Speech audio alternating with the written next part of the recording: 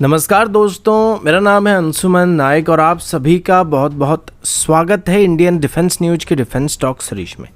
जहां पर हम रोज नए नए डिफेंस अपडेट्स के बारे में बात करते हैं। तो चलिए देर न करते हुए आज की वीडियो शुरू करते हैं।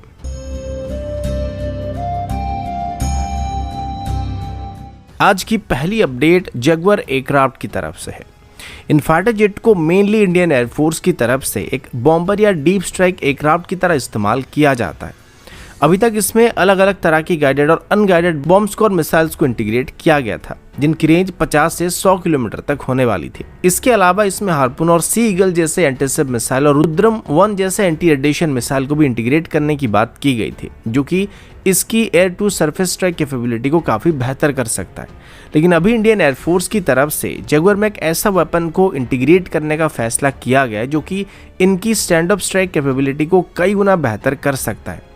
रिसेंटली आपने सुना होगा कि इंडियन एयरफोर्स की तरफ से अपनी सुखोई से रैम्पेज मिसाइल को फायर किया गया था, जिसकी स्ट्राइक रेंज करीब 250 किलोमीटर है। सुखोई में इंटीग्रेट करने के बाद इसको इंडियन नेवी की तरफ से अपनी MiG-29 में भी इंटीग्रेट किया गया था। इस मिसाइल को खास करके दुश्मन की हाई वैल्यू टारगेट को काफी दूर से निशाना बनाया जा सकता है। अभी सुखोई और MiG-29 के बाद इंडियन एयरफोर्स की तरफ से तेजस MK-1 और रफाल में भी इंटीग्रेट करने का प्लान किया गया था, लेकिन अभी इंडियन एयरफोर्स की तरफ से इसे अपनी जगुआर एयरक्राफ्ट में भी इंटीग्रेट करने की बात की गई है। सबसे पहले इंडियन एयरफोर्स की तरफ से रिलीज किए गए कुछ इमेजेस के मुताबिक अभी जगुआर में रैम्पेज मिसाइल को इंटीग्रेट करके फॉर्मल फ्लाइट टेस्टिंग को करना स्टार्ट किया गया, जिसमें अभी कुछ कैप्टिव ट्रायल चल रहे हैं। इसके बाद आगे चल के जगुआर से ऑफिशियली रैम्पेज मिसाइल को फायर किया जाने वाला है। अब जैसे कि इन मिसाइल को अभी भारत में ही लोकली बनाया जाने वाला है, तो आगे चल के इनको बनाने में भारत कोई दिक्कत नहीं होने वाली और इन मिसाइल के साथ जगुआर की स्टैंड अप स्ट्राइक कैपेबिलिटी भी कई गुना बेहतर होने वाला और ये शायद इतिहास में पहले जगुआर्स होने वाले जो कि इतनी लंबी दूरी तक स्ट्राइक करने वाले एयर टू सरफेस मिसाइल को फायर करने वाले हैं। अगला अपडेट MKU की तरफ से है। MKU जो कि इंडियन डिफेंस मार्केट में बहुत ही जानी मानी कंपनी है, उनकी तरफ से अभी वेगविसिर के साथ एक MOU को साइन किया गया।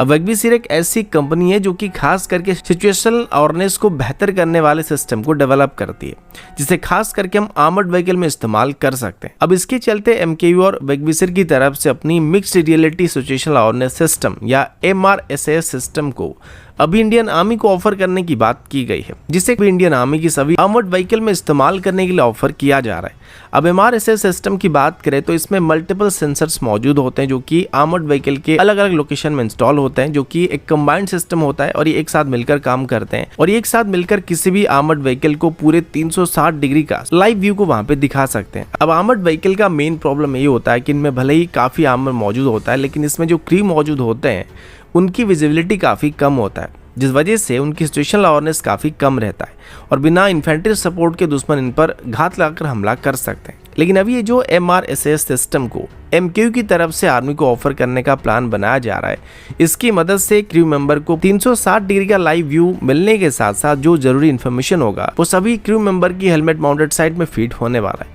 जिस वजह से उनको अलग अलग इंस्ट्रूमेंट पर नजर रखने की जरूरत नहीं पड़ेगी और सारी इन्फॉर्मेशन एक साथ उनको आंखों के सामने वहां पे दिखने वाला है। इसमें built in see through armour capability मौजूद होने वाली है और ये करीब 1200 मीटर की डिस्टेंस से दुश्मन की कोई भी हरकत को डिटेक्ट कर सकता है। अब सबसे बड़ी प्रॉब्लम तब आती है जब हम कोई पुरानी एज की सिस्टम के साथ या व्हीकल के साथ कोई नए जनरेशन की सिस्टम को इंस्टॉल करने की बात करते हैं। कई बार ये कंपैक्टेबल नहीं बनते, लेकिन MRSAS सिस्टम की बात थोड़ी अलग होने वाली है, क्योंकि ये एक मॉड्यूलर सिस्टम है जिसको किसी भी तरह के आर्मर्ड व्हीकल में इंटीग्रेट किया जा सकता है और ये एक्सट्रीम वेदर कंडीशन में ऑपरेट कर सकता है, जिस वजह से इसको हम चाहें तो राजस्थान में ऑपरेट कर सकते हैं, साथ ही लद्दाख में भी ऑपरेट कर सकते हैं। इस तरह के सिस्टम मॉडर्न डे वॉरफेयर के लिए काफ़ी ज़रूरी होता है और हमारी किसी भी इन्फेंट्री कॉम्बैट व्हीकल से लेके मेन बैटल टैंक तक को इस तरीके के सिस्टम की काफ़ी ज़रूरत है।